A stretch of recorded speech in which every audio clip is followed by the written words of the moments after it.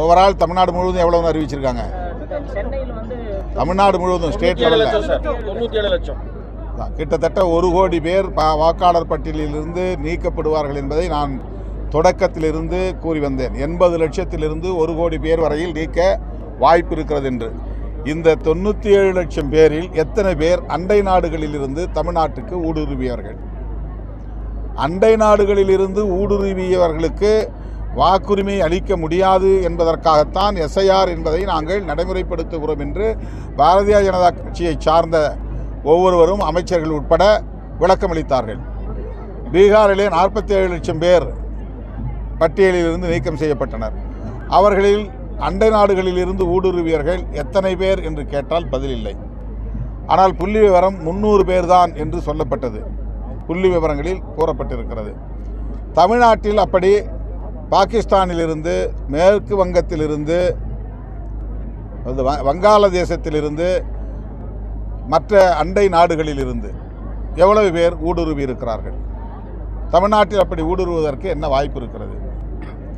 இந்த 97 லட்சம் பேரையும் பட்டியலிலிருந்து நீக்கி இவர்கள் என்ன சாதிக்கப் போகிறார்கள்? இந்த 97 லட்சம் பேரும் இந்த பூர்வீக குடிகளா இல்லையா? இந்த தேசத்தின் குடிமக்களா இல்லையா?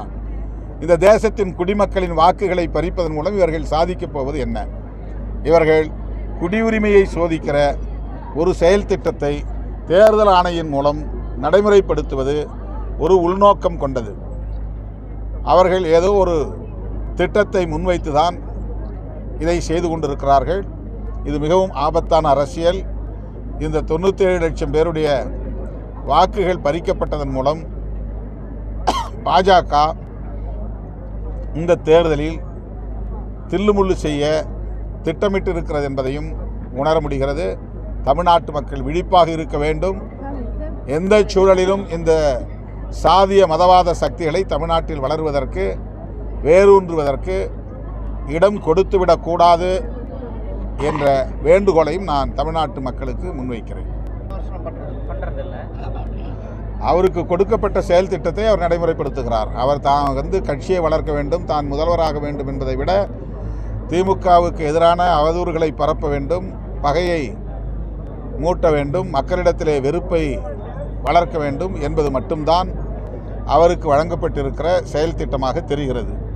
அவர் தொடங்கிய நாளிலிருந்து இந்த நாள் வரையில் அந்த ஒன்றை மட்டுமே செயல் திட்டமாக கொண்டிருக்கிறார். அவர் என்ன செய்ய போகிறார்? அவர் ஆட்சிக்கு வந்தால் என்ன வளர்ச்சி திட்டங்களை கொண்டு வரப்போகிறார்? எப்படி ஊழலை ஒழிக்கப் போகிறார்? எப்படி மது மற்றும் போதைப் பொருள்களை சுத்தமாக துடைத்தெறிய போகிறார்? எப்படி அனைவருக்கும் வேலைவாய்ப்பை வழங்கப் போகிறார்? எப்படி கல்வியை மேம்படுத்தப் போகிறார்? எப்படி தமிழ்நாட்டின் பொருளாதார வளர்ச்சியை உயர்த்தப் போகிறார் என்றெல்லாம் ஒரு நாளும் பேசவில்லை. எந்நேரமும் எப்போதும் திமுக எதிர்ப்பு, திமுக எதிர்ப்பு, திமுக வெறுப்பு, திமுக வெறுப்பு என்பதே விஜய் என்பதாக இருக்கிறது. விஜய் இஸ் ஈக்குவல் டு திமுக வெறுப்பு என்கிற நிலைதான் இருக்கிறது. தமிழ்நாட்டு மக்கள் எல்லாவற்றையும் கவனித்துக் கொண்டிருக்கிறார்கள்.